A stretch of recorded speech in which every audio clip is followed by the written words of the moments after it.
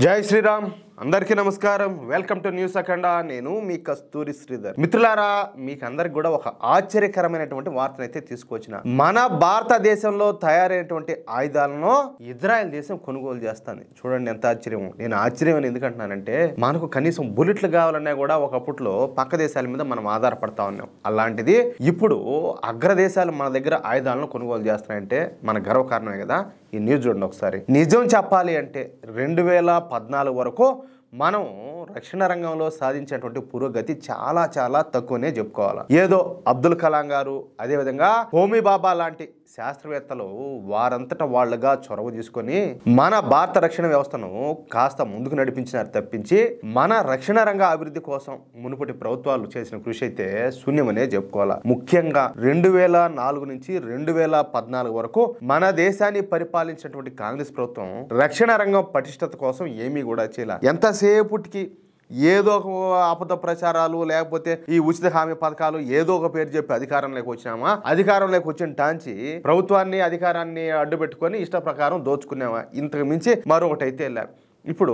మనకు స్వాతంత్రం వచ్చిన తర్వాత స్వాతంత్రం వచ్చినటువంటి చైనా లాంటి దేశాలే అభివృద్ధి పదంలో పరుగులు పెడితే మనం మాత్రం అసలు అక్కడే నిలబడిపోయాం కనీసం నత్తనడక కూడా కాదు అక్కడే నిలబడిపోయినాం ఇప్పుడు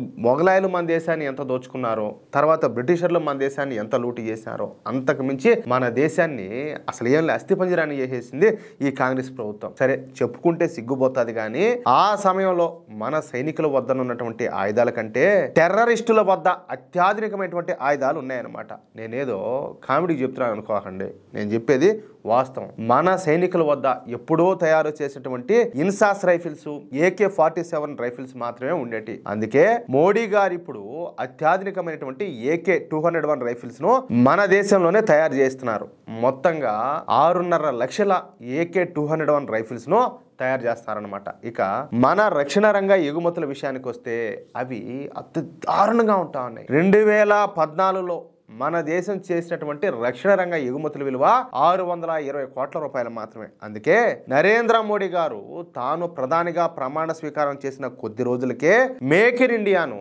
ప్రారంభించారు ముఖ్యంగా స్వదేశీయంగా ఆయుధాలను తయారు చేసే సంస్థలకు ప్రోత్సాహాలు అందించారు అలాగే రాయితీలు కూడా కల్పించారు ఇప్పుడు ఆ ఫలితాలన్నీ కూడా వస్తున్నాయి మోడీ గారి కష్టమైతే ఫలిస్తాను మొన్న ఆపరేషన్ సింధూర్లో ఈ ఉగ్రవాద దేశమైనటువంటి పాకిస్తాన్ పై ఉపయోగించినటువంటి మిసైల్స్ అన్ని కూడా దాదాపుగా మన దేశంలోనే తయారు చేసినవి కావడం ఇక్కడ విశేషం అనమాట మన దేశంలో తయారైనటువంటి మిసైల్స్ నే మనం విజయవంతంగా ప్రయోగించి 100% సక్సెస్ అయితే సాధించాం దీంతో మన దేశీయ ఆయుధాలకు ఆయుధ వ్యవస్థలకు డిమాండ్ అయితే పెరిగింది అప్పుడే మన భారత ప్రభుత్వంతో డీల్స్ మాట్లాడుకునేందుకు వివిధ దేశాలన్నీ కూడా ముందుకు వస్తున్నాయి ఈ క్రమంలోనే మొట్టమొదటగా ఇజ్రాయెల్ మన మిత్ర దేశమైనటువంటి ఇజ్రాయెల్ దేశం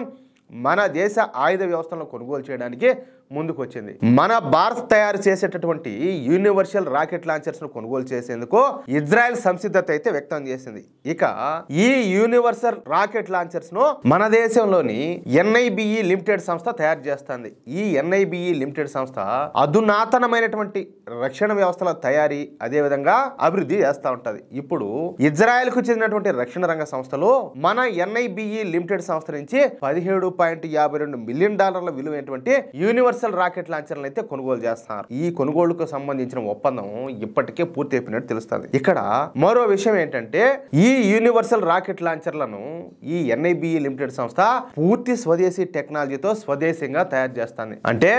100% స్వదేశీ టెక్నాలజీతో తయారు చేసినటువంటి మన యూనివర్సల్ రాకెట్ లాంచర్లను ఇప్పుడు ఇజ్రాయెల్ డిఫెన్స్ సంస్థలో కొనుగోలు చేస్తా ఉండడం ఇక్కడ విశేషం అనమాట అది ఆ విషయమా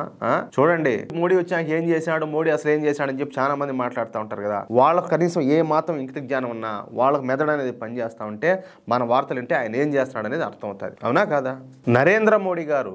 ప్రధానిగా బాధ్యతలను స్వీకరించే సమయానికి మన భారతదేశ ఆర్థిక వ్యవస్థ వచ్చేసి 11వ స్థానంలో ఉంది అలాంటిది ఇప్పుడు 4వ స్థానంలోకి వచ్చింది